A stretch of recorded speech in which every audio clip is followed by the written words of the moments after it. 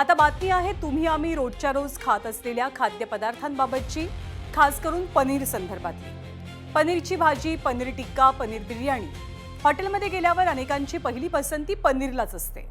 पनीर हा शब्द ऐकला की डोळ्यासमोर येतं दुधापासून तयार झालेला एक पौष्टिक पदार्थ। पनीर खास करून प्रोटीन आणि कॅल्शियमचा स्रोत मानला जातो, पण याच पनीरच्या नावाखाली ग्राहकांची फसवणूक सुरू झालेली। दुधाच्या ऐवजी वनस्पती तेल वापरून, पाम ऑइल वापरून ॲनालॉग पनीरची विक्री सर्रास होऊ लागलेली। याच फसवणुकीवरती एफडीएनं महाराष्ट्रात ॲनालॉग पनीरवरती वर्षभराची बंदी घातली आहे। हॉटेल, रेस्टॉरंट, केटरिंग व्यवसाय, भोजनालय आणि क्लाउड किचनला यापुढे ॲनालॉग पनीर वापरता येणार नाहीये। नियमांचं उल्लंघन केलं तर कठोर कारवाईचे संकेत दिले गेलेत। पण इथे गोष्ट लक्षात घ्यायला हवी आहे की राज्यातील सरसकट सगळ्या पनीरवरती बंदी नाहीये। शुद्धतेचे नियम पाळून तयार होणारं फुल फॅट, मीडियम फॅट आणि लो फॅट पनीर यांची विक्री सुरूच असेल। त्यामुळे बंदी पनीरवरती नाहीये, तर पनीरच्या नावाखाली ग्राहकांची फसवणूक करणाऱ्या उत्पादनांवरती आहे।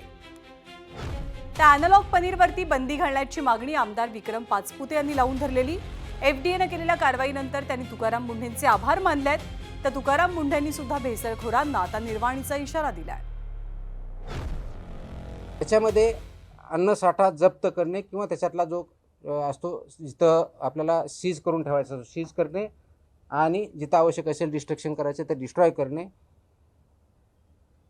याची क्वांटिटी जी आहे ती आहे 28,66,096 किलो। I repeat 28,66,096 kilo. त्याची किंमत सर्वसाधारणपणे 55.72 कोटी आहे। 55,72,00,000 सॅम्पल्स एफडीएने मागच्या 1 वर्षामध्ये उचलले होते। त्याच्यामध्ये बरेचसे सॅम्पल्स हे म्हणजे सबस्टँडर्ड होते, काही फेल झाले होते आणि काही हे कन्झम्पशनसाठीच अलाउड नव्हते किंवा कन्झम्पशनच्या दृष्टिकोनातून हे घातक सॅम्पल्स होते। त्यामुळे नक्कीच हा एक खूप मोठा निर्णय आहे आणि या निर्णयाचं मी स्वतःच नव्हे तर राज्यातील प्रत्येक ग्राहक याचं स्वागत करत आहे। तर ज्या ॲनालॉग पनीरवरनं ही सगळी चर्चा सुरू आहे, ज्या ॲनालॉग पनीरवरती कारवाई झालेली आहे, ते ॲनालॉग पनीर म्हणजे काय आणि खरं किंवा शुद्ध पनीर आणि ॲनालॉग पनीर या दोघांमध्ये फरक काय असतो आणि आरोग्याच्या दृष्टीनं ॲनालॉग पनीरच्या सेवनाचे दुष्परिणाम काय असू शकतात तेही जाणून घेऊया। आणि ॲनालॉग पनीरचे आरोग्यावरती होणारे परिणाम, ॲनालॉग पनीरमधल्या चरबीमुळे हृदयविकाराचा धोका वाढू शकतो। जास्त प्रमाणात प्रक्रिया केलेले घटक त्यात असतात, त्यामुळे लठ्ठपणा आणि कोलेस्टेरॉल वाढण्याची भीती निर्माण होते। पचनक्रियेशी संबंधित आजार बळावण्याचीही शक्यता असते। कमी पोषण मूल्यांमुळे अपेक्षित प्रोटीन्स आणि कॅल्शियम शरीरात जात नाहीत।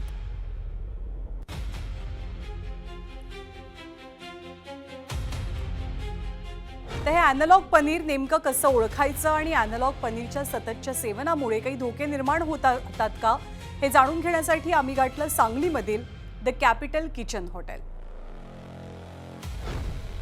कृत्रिम पनीर जे असतं ते ना हार्ड असतं, ते कटिंग सुद्धा त्याचं होत नाही। तुम्ही आता बघू शकता शेफ आमचे कट करतात, ते एकदम त्याचे कसे पण पीसेस कट केले ना सॉफ्ट आणि व्यवस्थित पडतं।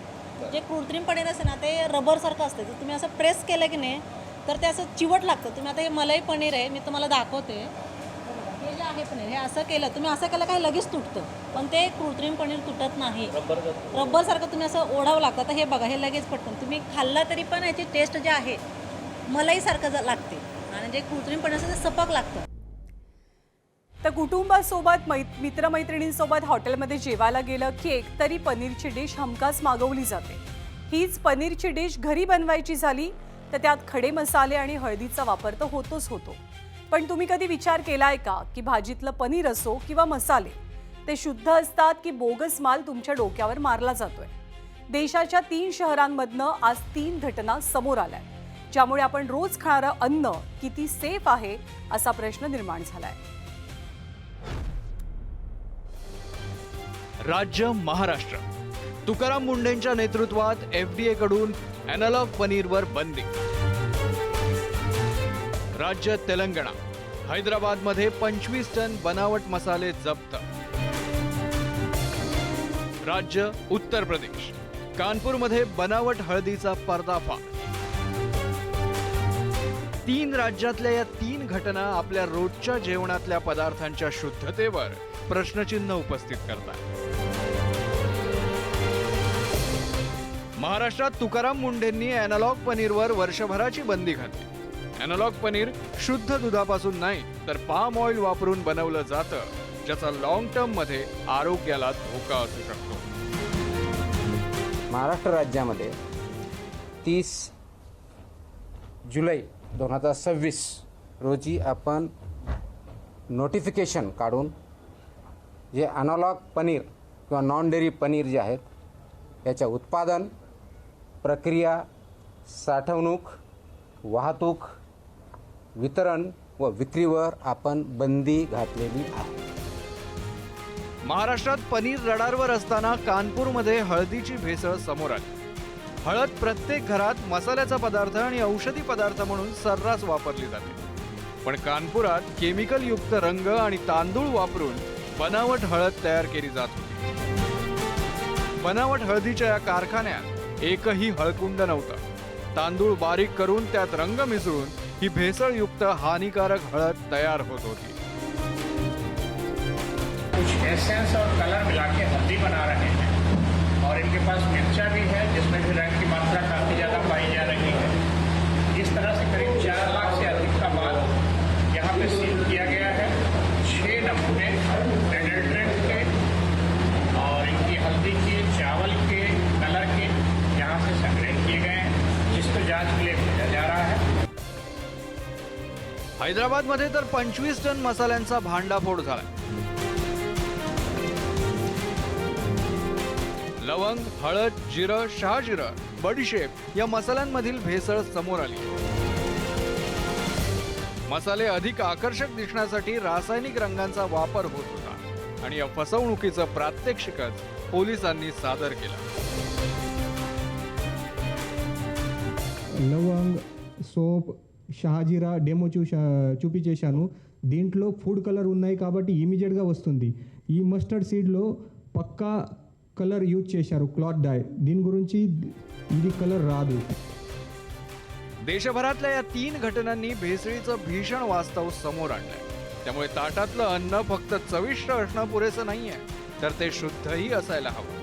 कारण भेसळ डोळ्यांना जरी दिसत नसली तरी तिचे परिणाम मात्र आयुष्यभर सहन करावे लागू शकतात. ब्युरो रिपोर्ट, एबीपी माझा. तर एका बाजूला महाराष्ट्रात अॅनालॉग पनीरवरती बंदी, दुसऱ्या बाजूला कानपूरमध्ये बनावट हळदीचा कारखाना आणि हैदराबादमध्ये तब्बल 25 टन भेसळयुक्त मसाले जप्त.